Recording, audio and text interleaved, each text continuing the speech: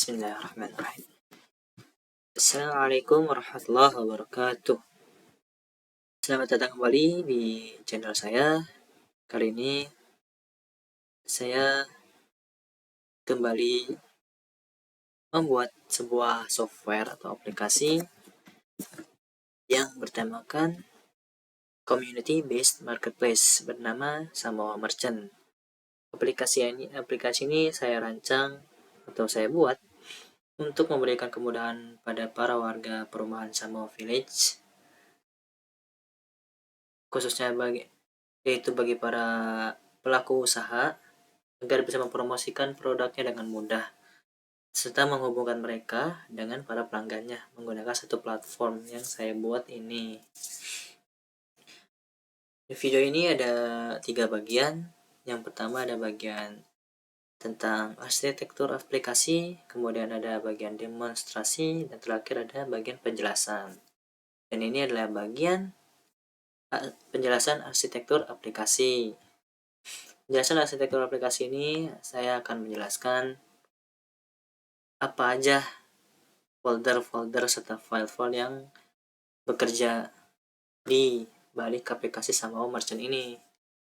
Nah, foldernya itu yang pertama ada folder lib atau library. Dari sini ya, dimana folder-folder ini yang bekerja di balik aplikasi Samoa Merchant ini. Nah, foldernya itu yang pertama ada folder core, kemudian ada folder features, dan ada file-file yang tunggal.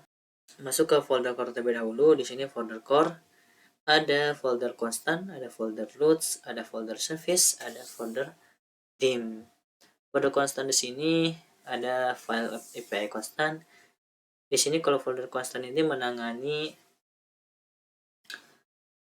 file-file yang apa ya istilahnya, yang isinya itu konstan dan gak akan pernah diganti. Jadi digantinya itu gak akan pernah diganti lah, benar, konstan. Jadi ketika di sini udah dimasukkan, contohnya di app color, kan di sini udah saya masukkan seperti ini, maka saya nggak akan ganti karena sifatnya itu konstan. Dia nggak akan ganti meskipun ada perubahan data di aplikasi, gitulah kurang lebih. Kemudian ada sehingga nanti dipanggilnya pun memanggil variabel dari app color ini. Kemudian ada file API konstan, di sini memanggil rute atau endpoint yang saya gunakan untuk beberapa proses aplikasi. Contohnya di /product ini untuk endpoint memanggil API produk dari backend untuk memunculkan data-data produk, data produk berdasarkan ID, dan lain sebagainya. Sama juga dengan cart, orders. Dan kalau ini untuk proses checkout, dan selanjutnya di sini untuk proses yang hanya boleh diakses oleh admin saja. Kemudian di sini ada URL backend, URL dari sisi backend yang saya gunakan. Saya cantumkan di sini agar frontend saya bisa menerima data-data dari backend. Kemudian versinya itu ada AppString. Kalau AppString ini isinya tulisan-tulisan konstan, lagi-lagi tulisan konstan ya teman-teman ya, konstan yang nggak akan berubah apapun yang terjadi karena saya udah isi di sini, kecuali saya melakukan perubahan sendiri. Bisa dari daftar saya ganti jadi registrasi, maka tulisannya akan berubah jadi registrasi di aplikasi nanti, begitu. Lanjut ke folder root. Di sini berbeda dengan API constant. Folder root ini menangani rute navigasi untuk user, navigasi dari halaman satu ke halaman lainnya. Ada juga AuthGuard untuk beberapa halaman yang membutuhkan akses user atau user yang sudah terverifikasi. Kalau nggak terverifikasi, maka balik ke halaman login. Ini dia.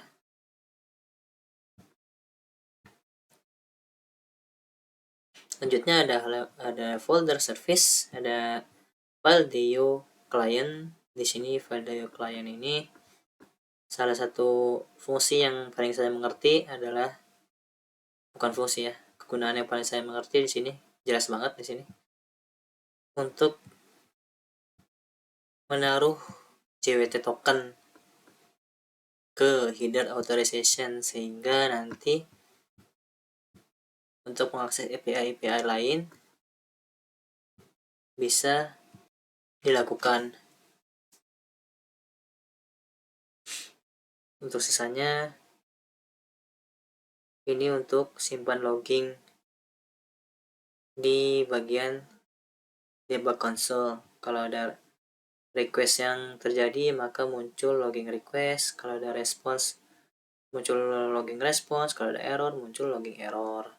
Lanjut ke secure storage. Ini dia file yang menyimpan JWT token dari proses.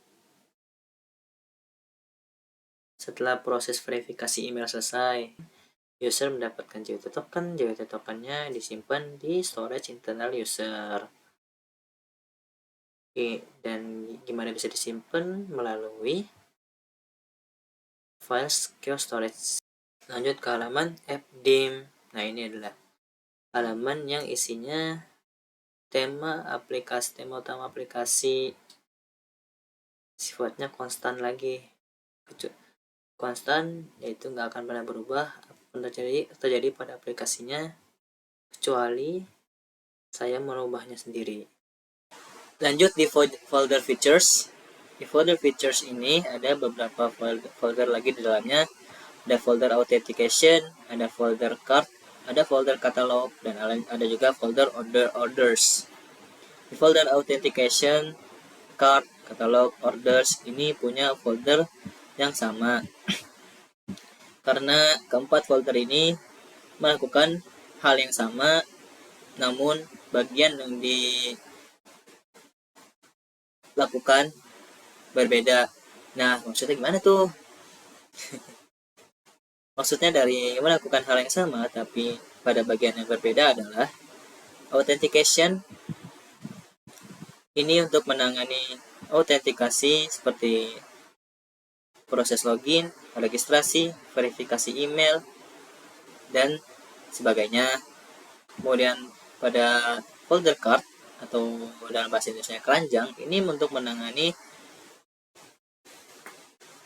kegiatan penyimpanan pesanan produk user yang ketika diklik pesan pada salah satu produknya itu akan masuk ke halaman cart. Nah, disinilah halaman cart tersebut ditangani. Kemudian di bagian katalog di sini untuk menangani data-data produk. Jadi gimana maksudnya menangani data-data produk? Itu untuk memunculkan data produk di dashboard, kemudian membuat fungsi pemesanan membuat fitur pemesanan produk menjadi berfungsi, dan lain dan sebagainya. Kemudian folder terakhir ada folder order. Di sini untuk menangani kegiatan penyimpanan pesanan user. Berbeda dengan cart, di sini penyimpanan penyimpanan pesanan yang dimaksud adalah penyimpanan pesanan yang telah dibayar. Kalau di cart itu kan belum dibayar. Nah, kemudian ada di dalam oh enggak, ini bukan. Ini ada file tunggal tapi tidak di dalam features. Kita akan fokus ke features terlebih dahulu. Nah, karena tadi sudah jelaskan bahwa keempat folder ini, authentication, card, catalog, dan orders, menangani kegiatan yang sama namun pada bagian yang berbeda.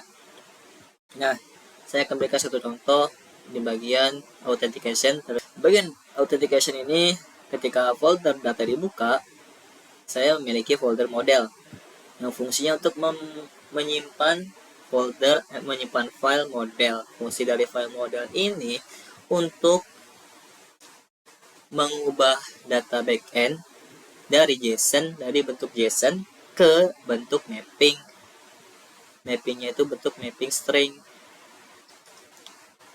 Fungsinya untuk apa? Supaya nanti di Flutter bisa di Flutter atau di front end saya bisa muncul sebagai tulisan-tulisan biasa. Kemudian lanjut ke folder repositories. Di dalam folder data, masih di dalam folder data ada satu buah file, yaitu file repository implementation. Folder repository implementation ini fungsinya untuk mengimplementasi fungsi-fungsi yang telah dibuat di file repository biasa. Nah, folder repository biasa ini adanya di folder repositories juga, tapi berada di dalam folder domain, yang folder domainnya ini berada di luar folder data. Apa bedanya repository implementation dan juga repository biasa? Nah, ini bedanya. Repository biasa itu hanya membuat fungsinya saja dan juga membuat parameter yang dibutuhkan, sedangkan di implementation folder fungsi tersebut diimplementasikan atau digunakan, kemudian isinya dilengkapi sesuai apa yang harus dilakukan fungsi tersebut. Kalau di sini kan fungsinya verify Firebase token, berarti fungsinya itu untuk memverifikasi token Firebase dari user ketika proses login atau ketika proses login atau registrasi dilakukan oleh user. Yang memverifikasi adalah Dio client ini. Bagaimana dengan cart, catalog, dan orders? Sama fungsi di repository implementation.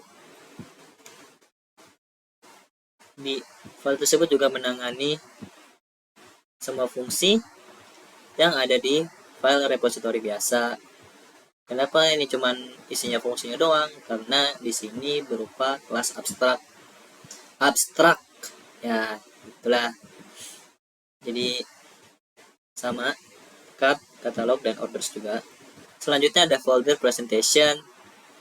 Folder presentation ini punya 3 folder di dalamnya. Folder pertama itu ada pages, kemudian ada providers, dan terakhir ada widgets. Nah, folder pages ini isinya apa aja? Isinya itu adalah file-file halaman dalam aplikasi. Kenapa dipisah-pisah begini? Karena fungsinya berbeda setiap folder. Jadi kalau pages dia authentication ini fungsinya untuk mengautentikasi contoh atau untuk yang membutuhkan autentikasi seperti email dan password. Contohnya login butuh email password untuk masuk, registrasi juga sama, verify butuh email untuk verifikasi, outsetting butuh email, password, dan juga JWT token untuk bisa logout, karena JWT token nanti akan dihapus dari storage device user ketika logout. Ya, jadi halaman folder pages ini menyimpan halaman-halaman yang ada dalam aplikasi. Lanjut ke folder provider. Nah, ini sebenarnya masih masuk ke komponen kayak model, repository, domain, tapi karena kenapa disimpan di presentation? Karena ini fungsinya itu menerima dan mengirim dari file-file halaman ke file-file komponen lainnya. Jadi provider ini sebagai penerima dan pengirim. Jadi penerima data dari halaman-halaman aplikasi kemudian dikirim ke file-file komponen-komponennya. Jadi contohnya dari provider masuk ke repository implementation, menerima repository implementation masuk ke backend, dan dari sana diproses datanya, disimpanlah di database. Lanjut ke folder widgets. Nah, ini adalah folder yang isinya file-file berupa widget-widget yang reusable atau bisa digunakan kapan saja.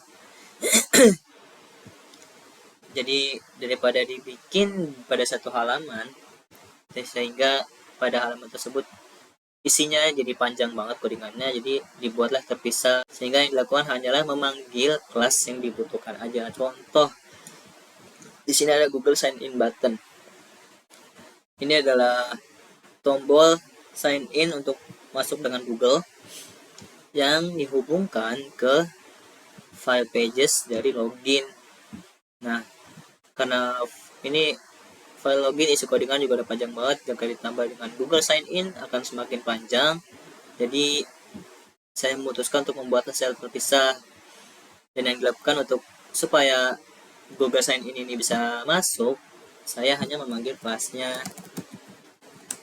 Nah, ini dia kelasnya dipanggil, kemudian menggunakan fungsi onPress untuk men-trigger fungsi login Google dari out provider.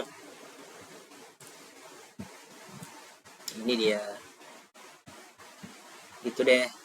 Folder widget adalah folder yang berisi file-file widget yang reusable atau bisa widget-widget yang bisa digunakan kapan saja secara terpisah.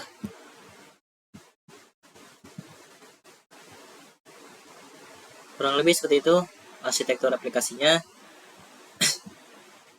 Ada folder tambahan kayak seperti assets. Ini untuk tambahan seperti dalam aplikasi saya membutuhkan animasi, saya membutuhkan font-font menarik, saya membutuhkan icon, dan juga saya membutuhkan beberapa foto yang harus saya cantumkan di aplikasi yang saya buat ini.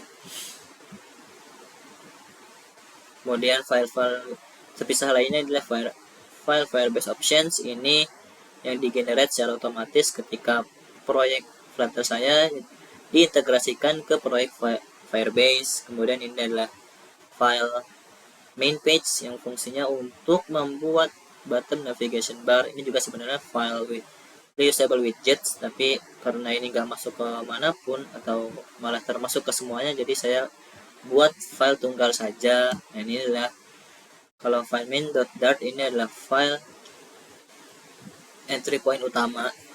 Ini yang berjalan ketika proses debug dilakukan. Ya, jadi itu adalah arsitektur dari aplikasi sama merchant yang saya buat. Lanjut ke video demonstrasinya. Cekidot.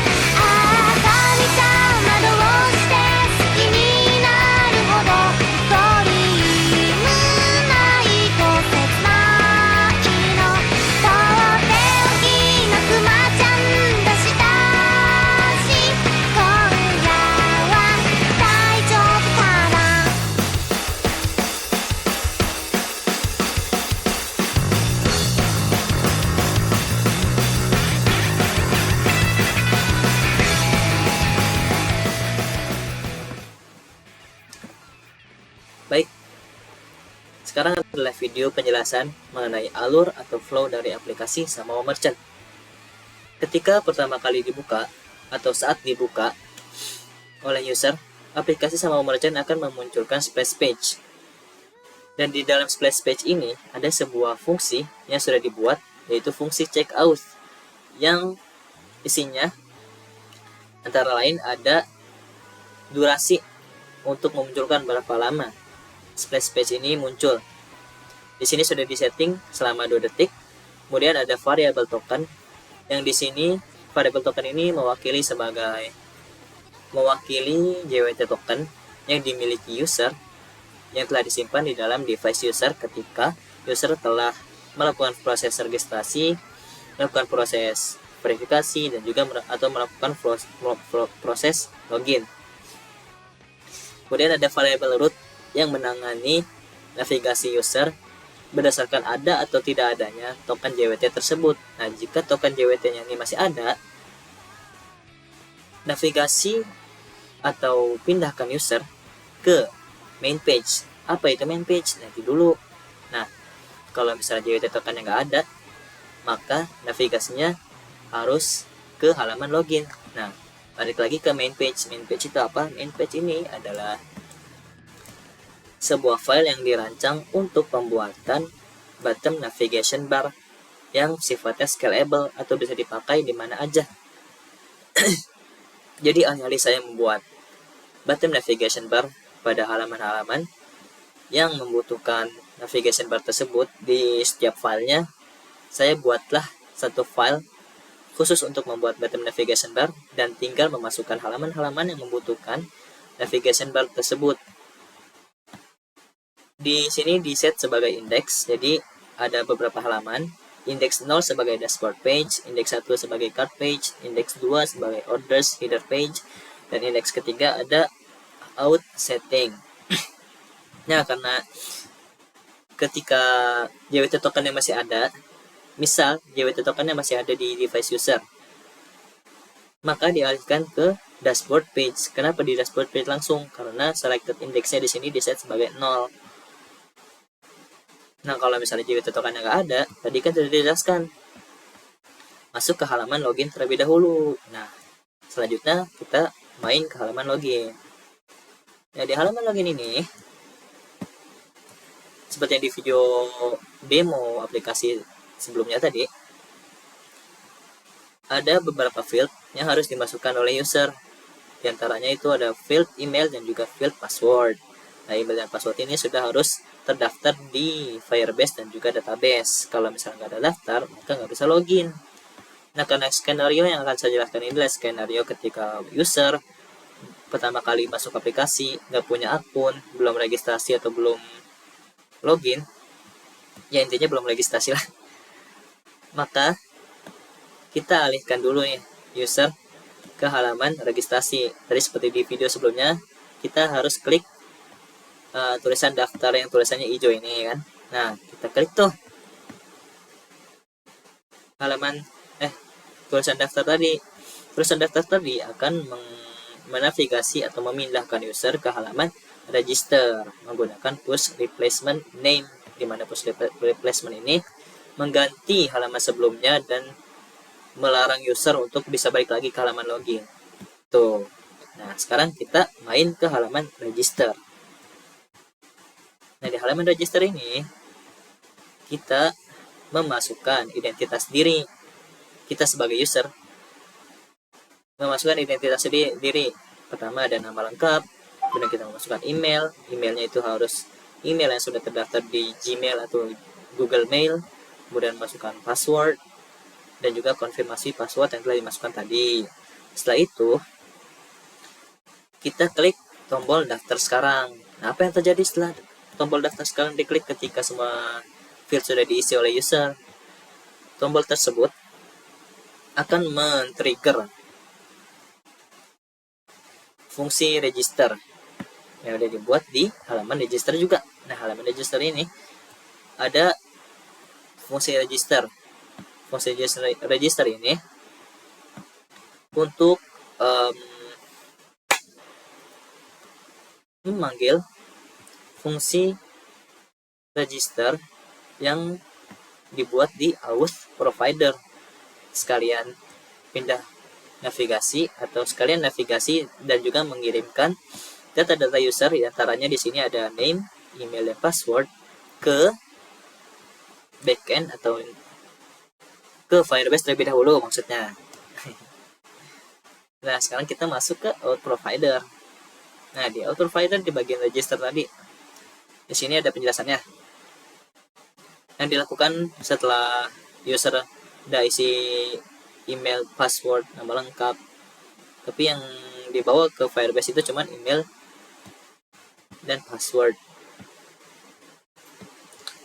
Nah, provider mengirimkan data-data user tersebut ke Firebase untuk dibuatkan akunnya. Setelah dibuatkan, akun tersebut disimpan di Firebase Authentication. Setelah disimpan, dikirimlah email verifikasi ke user berdasarkan email yang dimasukkan user tadi.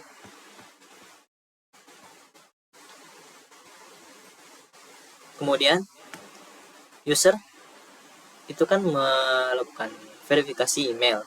Jadi di video demo aplikasi sebelumnya tadi, ketika halaman verify email page ini muncul, ada pemberitahuan bahwa user harus masuk ke email yang telah didaftarkan di aplikasi sama merchant untuk melakukan verifikasi. Kemudian melakukan verifikasinya itu dengan cara klik link yang tertera di pesan verifikasi tersebut. Nanti dialihkan ke halaman Chrome. Di halaman Chrome diklik continue verification. Kemudian continue verification selesai diklik, maka halaman yang menunjukkan sebuah pemberitahuan bahwa email sudah berhasil diverifikasi dan user bisa melanjutkan aplikasi sama merchant dengan menggunakan email serta passwordnya. Setelah itu, dinavigasikanlah user ke halaman dashboard. Kok bisa di halaman dashboard? Karena navigasinya itu ke main page terlebih dahulu. Seperti yang dijelaskan sebelumnya, main page ini kan selected indexnya adalah 0 dan 0 itu adalah halaman dashboard. Jadi secara default ketika di push replacement ke main page, maka halaman yang dinavigasikan untuk user di awal-awal adalah dashboard. Nah, apa yang kita lakukan sekarang adalah main ke halaman dashboard. Apa yang terjadi di halaman dashboard? Bagaimana bisa ada data-data produk yang menampilkan nama, menampilkan harga, menampilkan tombol pesan. Gimana caranya? Tombol pesan nggak dihitung deh. Data produk itu ada nama dan juga harga. Itu diantaranya di data produk tadi berdasarkan video demonstrasi aplikasi sebelumnya. Nah, kenapa bisa muncul data-data tersebut? Itu karena ada sebuah fungsi yang dipanggil di halaman dashboard page ini. Fungsinya itu apa? Ya, fungsinya ini adalah fetch product, dipanggil menggunakan consumer read dari provider melalui fungsi add post from callback dari widget binding. Karena yang dipanggil adalah method atau fungsi, maka memerlukan consumer read. Nah, selanjutnya kita akan bahas gimana nih kok bisa ketika diklik pesan bisa data produk yang dipilih user ini bisa masuk ke halaman cart. Tapi sebelum itu di sini ada yang namanya consumer watch dari provider juga. Nah, consumer ini digunakan supaya dashboard page ini bisa menghandle perubahan-perubahan yang terjadi. Contohnya ketika produk masuk cart dan dibayar, itu kan harusnya stoknya berkurang. Nah, nanti datanya ada yang berubah tuh di bagian halaman dashboard. Maka dari stok misalnya 50, ketika dibayar di halaman cart sebanyak 2 item dari satu produk, maka 50 dikali 2 jadi 48. Nanti akan muncul 48 di halaman dashboard setelah proses pembayaran dilakukan. Nah, oke, balik ke pembahasan bagaimana ketika diklik pesan, halaman ini dapat memunculkan data-data dari dashboard atau dari satu produk yang dipilih user. Kita coba masuk ke tombolnya terlebih dahulu. Ini adalah tombol pesan. Mari kita masuk ke kodenya terlebih dahulu. Nah, ini dia. Apa yang terjadi ketika diklik, yaitu tombol pesan tersebut men-trigger sebuah fungsi yang dipanggil menggunakan consumer read melalui card provider. Bagaimana bisa di bagian card atau halaman card hanya muncul data dari produk yang dipilih oleh user, yaitu karena fungsi add item ini dipanggil menggunakan parameter ID produk yang dari setting di bagian card provider ini. Nah, di sini bisa kita lihat ada fungsi add item yang dipanggil menggunakan produk ID.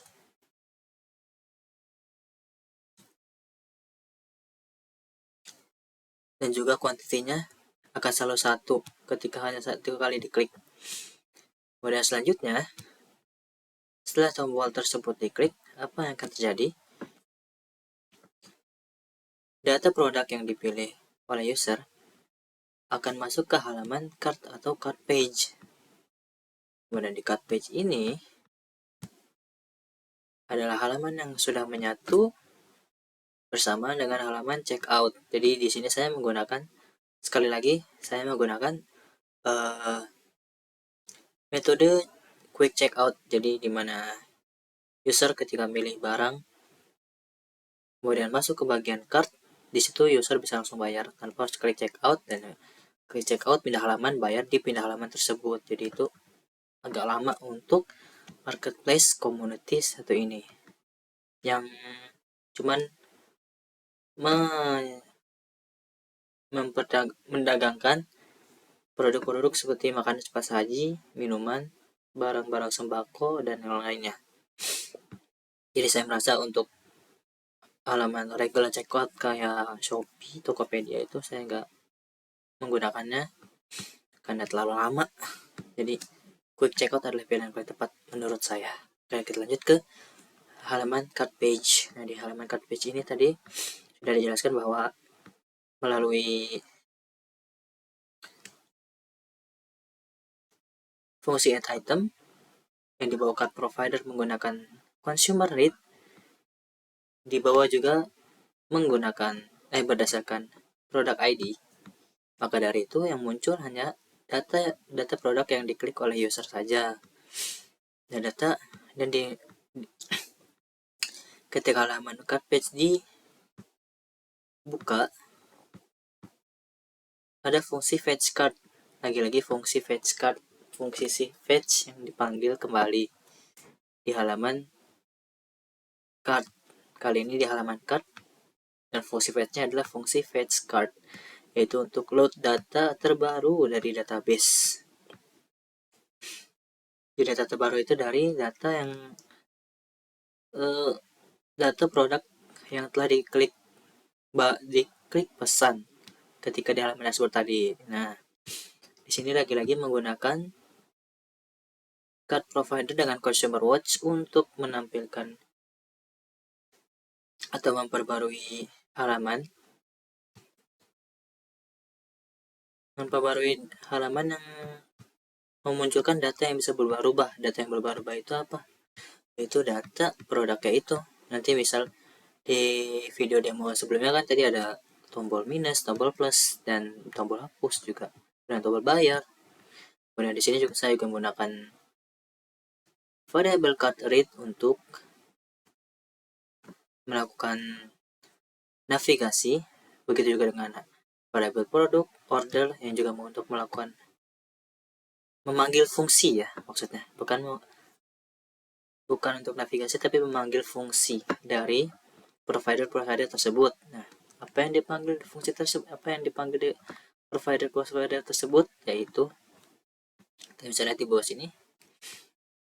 Fungsi yang dipanggil pertama ada di provider order, yaitu fungsi checkout.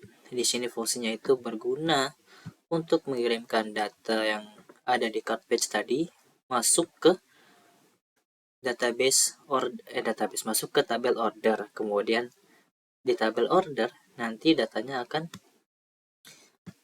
masuk ke halaman header order header melalui fetch order ini. Pada selanjutnya fetch card di sini dipanggil untuk mereset atau memperbarui data terbaru. Di sini fungsinya lebih ke reset ya. Karena ketika tombol bayar diklik itu halaman card user akan kosong. Kemudian di sini ada fetch product, ini untuk memperbarui stok dari produk yang dipilih oleh user. Nah, selanjutnya setelah klik bayar, di sini ada animasi checkout success dialog sebagai simulasi. Ini hanya simulasi terlebih dahulu. Jadi animasi checkout success dialog ini dipanggil setelah fungsi tersebut berjalan, barulah muncul animasi checkout success dialog ini. Nah, di checkout success dialog ini ada apa? Mari kita lihat. Nah, ini dia. Gak ada apa-apa sih sebenarnya. Maksudnya ini hanya untuk simulasi dan pemberitahuan bahwa pembayaran telah berhasil dilakukan oleh user. Di sini navigasinya cuma navigasi pop, yaitu untuk auto close animasinya. Karena kalau nggak di auto close, ini animasinya nggak akan bisa hilang. Lanjut ke bagian order header, di mana di sini adalah halaman yang menyimpan halaman yang menyimpan satu data order dan di dalamnya itu ada detailnya juga. Nah, mana pertanyaannya adalah di mana halaman itu? Nah, ini dia pages. Nah, ini dia. Nah, di halaman order ini bisa dibuka melalui button navigation bar. Jadi ketika klik bayar di bagian cart page tadi, setelah semua produk itemnya tersusun, kemudian user memutuskan untuk klik bayar, data cart page tersebut masuk ke halaman order ini. Di halaman order ini lagi-lagi dipanggil fetch, fungsi fetch. Kali ini fungsi fetch order yang dipanggil untuk memanggil data terbaru. Kenapa dari tombol dipanggil juga, di sini juga dipanggil? Karena di tombol bayar ini perlu fetch product juga supaya dia membawa data terbaru ketika aplikasi masih berjalan gitu. Karena kalau misalnya di tombol cart page nggak dipasang fetch order, maka data terbaru yang disimpan dari cart page ke table order ini nggak akan muncul di halaman order, karena fetch order ini cuma ada di halaman order header, sehingga datanya itu akan muncul ketika aplikasinya itu di restart atau ketika user logout terlebih dahulu, baru masuk lagi dan muncullah data order tersebut. Itulah kenapa di tombol bayar ini dipasang lagi fungsi fetch order supaya membawa data order terbaru kemudian dikirimkan ke order header, sehingga di order header bisa muncul tuh data order terbaru yang dikirim dari cart page. Nah, di halaman order header ini, sekali lagi di halaman order header ini memanggil order provider menggunakan consumer watch untuk halaman order yang menampilkan data order yang bisa berubah-ubah. Berubah-ubahnya gimana? Ya bergantung dari data cart page milik user. Jadi ketika ada data baru, maka halaman itu perlu diperbarui gitu loh. Nah, lanjut di sini ada satu lagi. Oh ya, sekali di sini ada itemnya, itu ada apa ini? Ada total amount. Oh, total harganya. Jadi di sini tuh halamannya menampilkan satu buah data yang ketika diklik itu bisa munculin data ordernya. Jadi sekali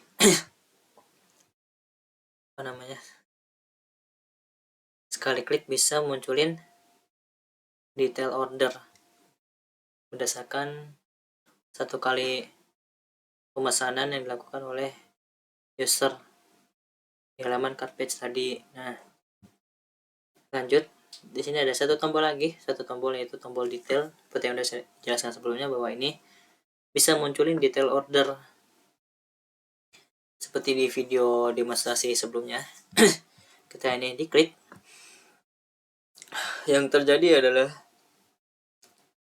navigasi ke halaman order detail dengan membawa item.id. Item ini adalah satu data order header, satu baris. Kalau di database itu satu baris data dari order header.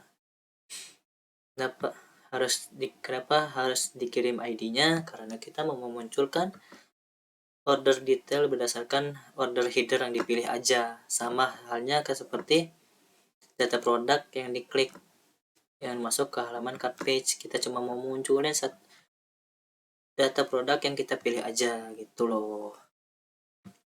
Lanjut, dari navigasi ke halaman order. Halaman order ini ada di app router.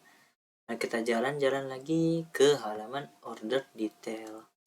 Let's go. Nah, ini dia halaman terakhir untuk saat ini. Sebenarnya targetnya cuma untuk checkout, tapi di video sebelumnya sampai detail order, jadi udahlah, saya jelaskan saja sebisanya. Di halaman order detail page ini ada fungsi fetch lagi yang dipanggil.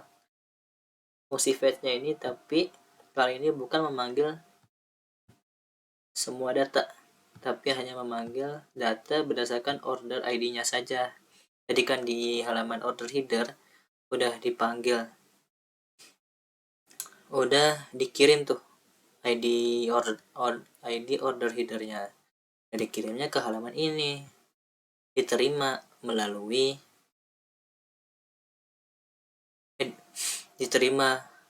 fungsi fetch order by ID yang dipanggil dengan order provider menggunakan consumer read, dan order ID ini diwakili oleh variable order ID yang fungsinya itu menerima ID order header yang dikirim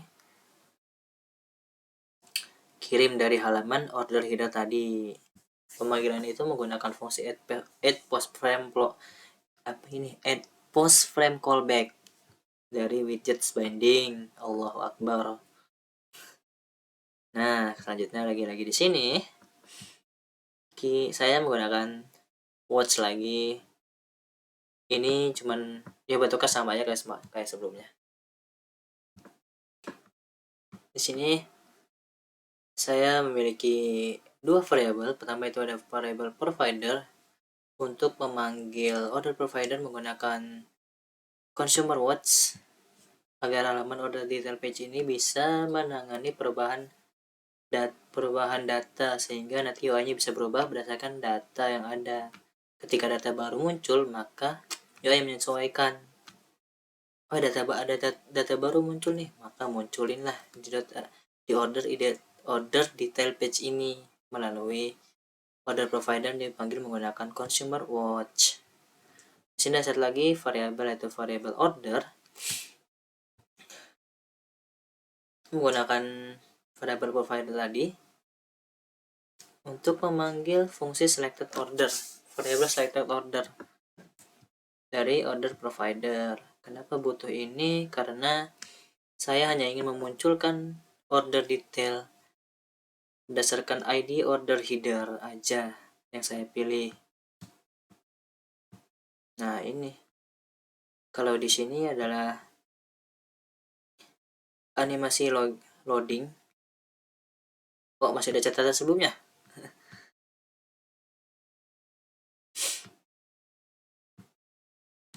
Di sini kalau misalnya ordernya sedangkan 0, maka munculin terus circle progress indicator atau loading yang muter-muter. kalau data order nggak ada. Lanjut, ini halaman terakhir ya.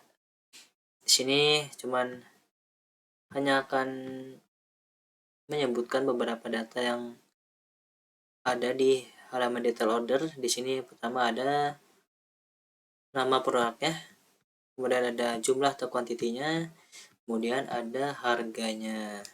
Itu. Itulah penjelasan lengkap, insya Allah padat dan juga berlibat-libat. Mohon maaf atas segala kekurangan dan kesulitan saya dalam menjelaskan. Jadi saya akhiri video penjelasan atau video demonstrasi aplikasi Samoa Merchant. Sampai jumpa di video lainnya di lain waktu. Assalamualaikum warahmatullahi wabarakatuh.